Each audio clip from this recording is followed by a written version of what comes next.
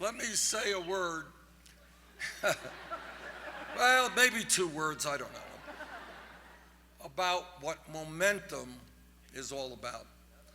Momentum is starting this campaign 11 months ago, and the media determining that we were a fringe candidacy. Momentum is starting the campaign 60 to 70 points behind Secretary Clinton. Momentum is that within the last couple of weeks, there have been national polls which have had us 1 point up or 1 point down.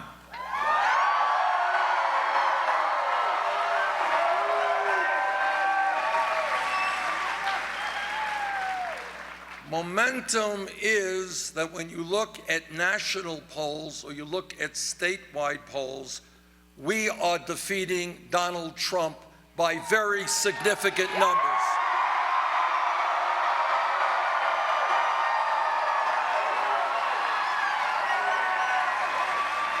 And in almost every instance, in national polls and in state polls, our margin over Trump is wider than is Secretary Clinton.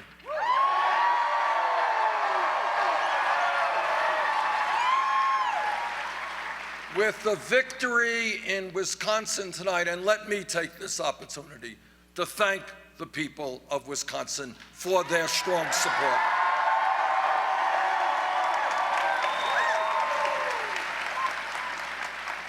With our victory tonight in Wisconsin, we have now won 7 out of 8 of the last caucuses and primaries.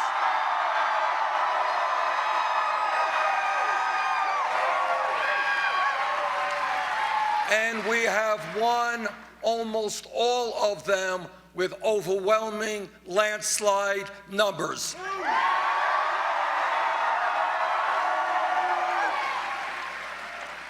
What momentum is about is that at a time in contemporary politics when every major candidate has a super PAC, we have said no to super PACs, said no to the billionaires who fund those super PACs.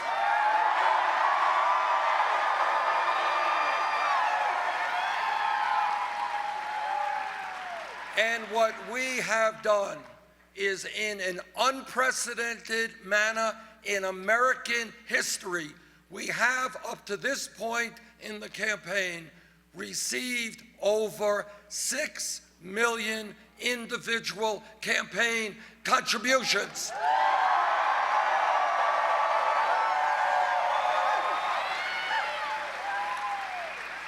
Anyone here know what the average contribution is? That's exactly right. Smart crowd. $27. To paraphrase Abraham Lincoln at Gettysburg, this is a campaign of the people, by the people, and for the people.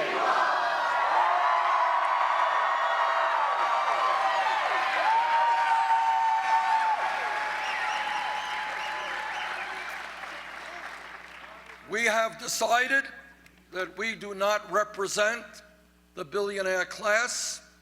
We do not represent Wall Street or the drug companies or the fossil fuel industry.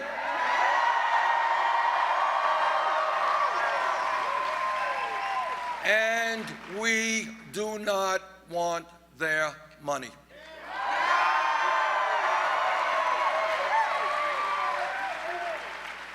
What momentum is about is my belief that if we wake up the American people, and if working people and middle-class people and senior citizens and young people begin to stand up, fight back, and come out and vote in large numbers, there is nothing that we cannot accomplish.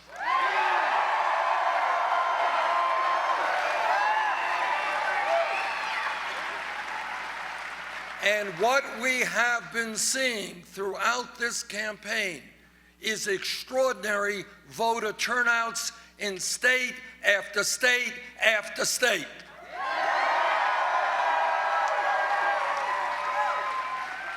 And I am particularly grateful and pleased that at a time when many of the pundits said, you know, those young people, they don't want to get involved in politics, they're not really concerned about the major issues facing our country, they're too busy with their video games or whatever. Well, you know what's happening? All over this country, young people are standing up and they're saying, you know what? We want to help determine the future of this country, which we are going to inherit.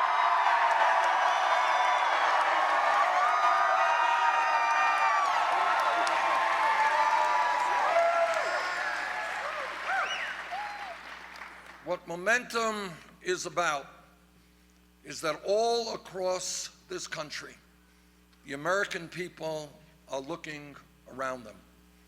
And they understand that real change in our country's history, whether it is the trade union movement, whether it is the civil rights movement, whether it is the women's movement, whether it is the gay rights movement, they understand that real change never, ever takes place from the top on down. It always takes place from the bottom on up.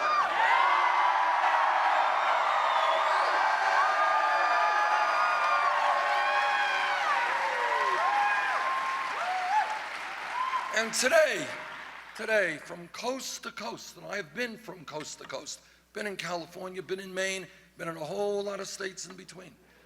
And what people are saying, why is it that in America we have grotesque levels of income and wealth inequality? Why is it that the top 1/10 of 1% now owns almost as much wealth as the bottom 90%?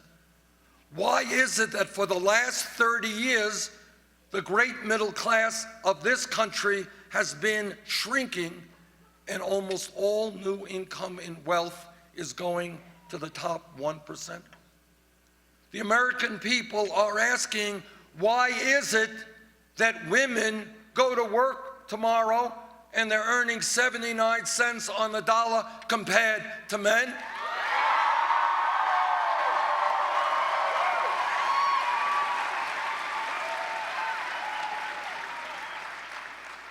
People are asking, how does it happen that the United States of America, our great nation, is the only major country on earth not to guarantee paid family and medical leave?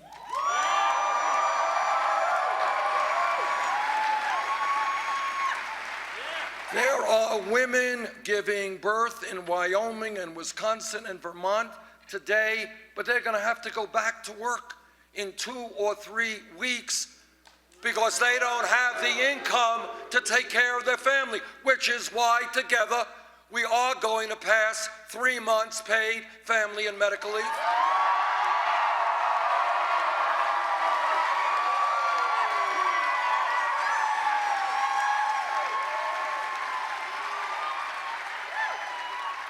And the American people from coast to coast, they're asking, yes, the Affordable Care Act has done a lot of very good things. Thank you, President Obama, for your leadership.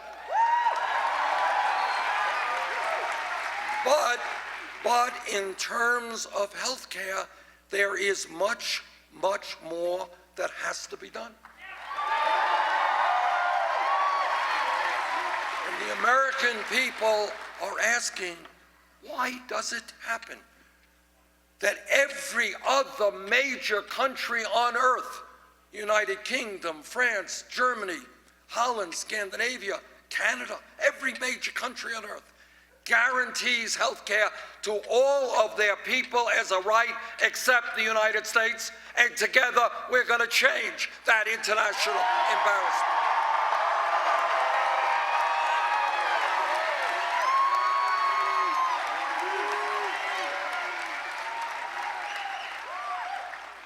American people are asking, and young people are asking, why is it that when we are living in an increasingly competitive global economy, why is it that kids are graduating college $30,000, $50,000, $70,000 in debt?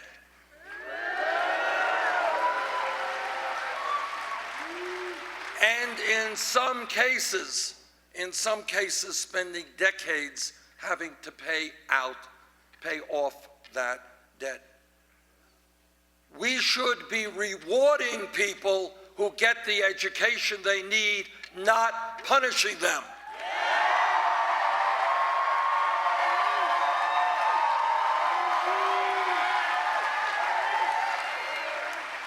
And the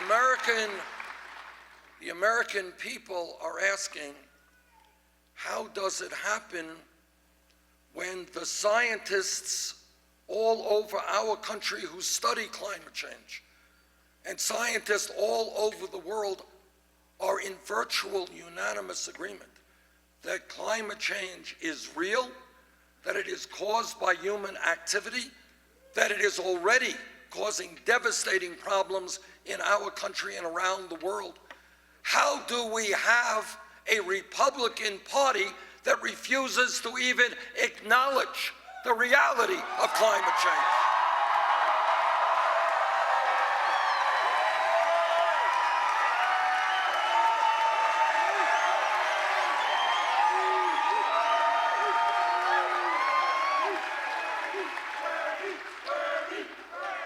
And the American people are asking, how does it happen that we can spend trillions of dollars fighting a war in Iraq that we never should have gotten in the first place?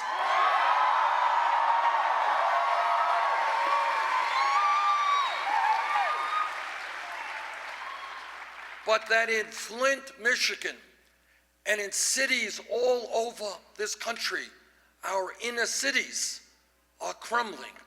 Unemployment off the charts. Healthcare system not accessible. Kids dropping out of high school. Too many being arrested and sent to jail. How come we can rebuild the infrastructure of Iraq and Afghanistan, but we cannot rebuild our own crumbling infrastructure?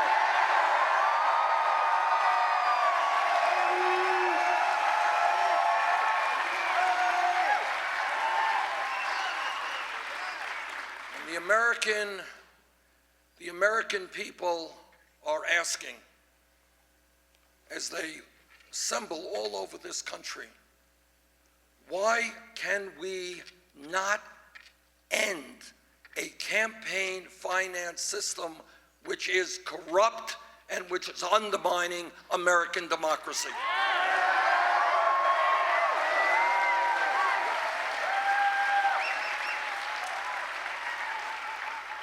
Democracy is not a complicated process. It means that you have a vote, and you have a vote, and you have a vote, and majority wins.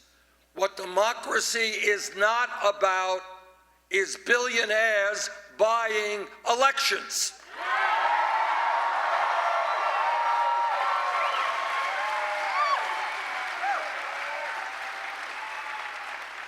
And the American people are asking another very important and profound question. And that question is, how does it happen in the wealthiest nation in the history of the world that we have more people in jail than any other country on earth?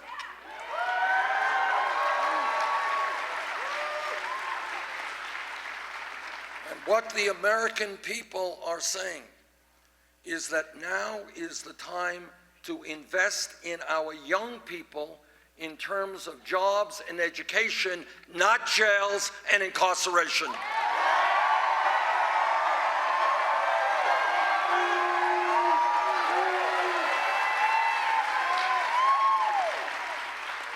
And some of you have recently heard about the discovery and the revelations about the tax dodging that is taking place in Panama, which is one of the reasons that I opposed the free trade agreement with Panama.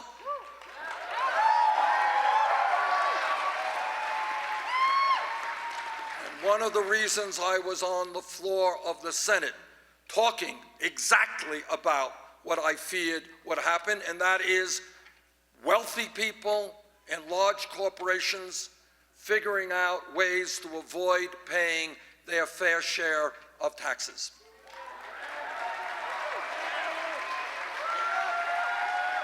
And what the American people are asking is, at a time of massive income and wealth inequality, how does it happen that you have large, profitable, multinational corporations who in a given year pay zero, not a penny, in federal income taxes?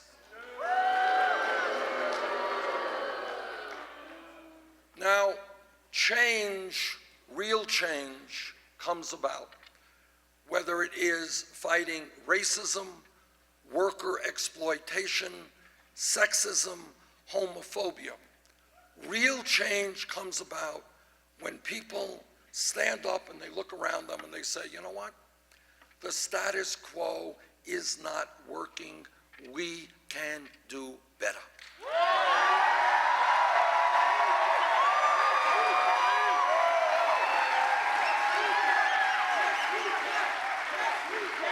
And let me give you, I can give you many examples, but let me give you the most contemporary example of what happens when people stand up and fight back.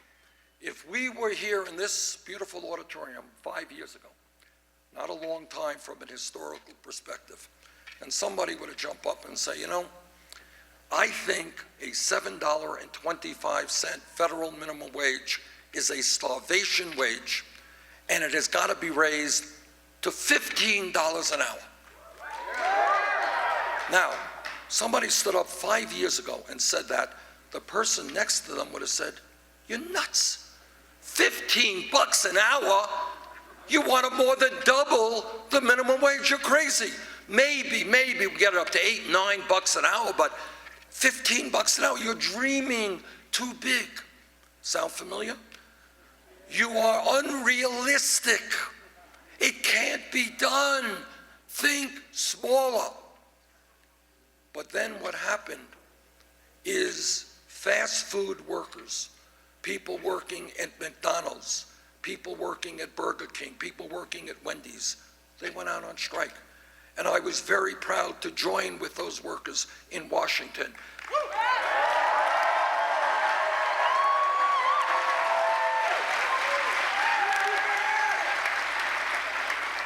And they went out and they said, fellow Americans, we can't live on $7.25 an hour. We can't live on $8 an hour.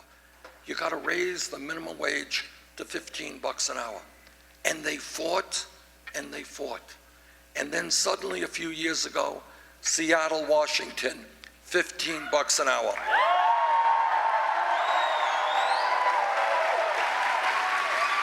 Los Angeles, San Francisco, $15 an hour. Oregon, $15 an hour. And in the last several weeks, in both California and New York, governors signed legislation for $15 an hour.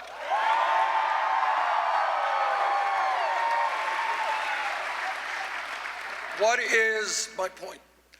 My point is that yes, we can change the status quo when we think big and when we have a vision.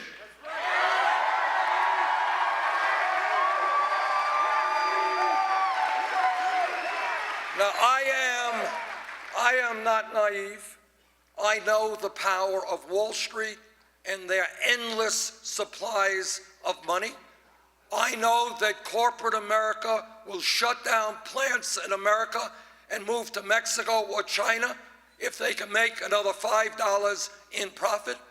I know that billionaires are funding candidates whose job it is to represent the wealthy and the powerful. I know about the corporate media that will give us all of the information we need except what is most important for working families.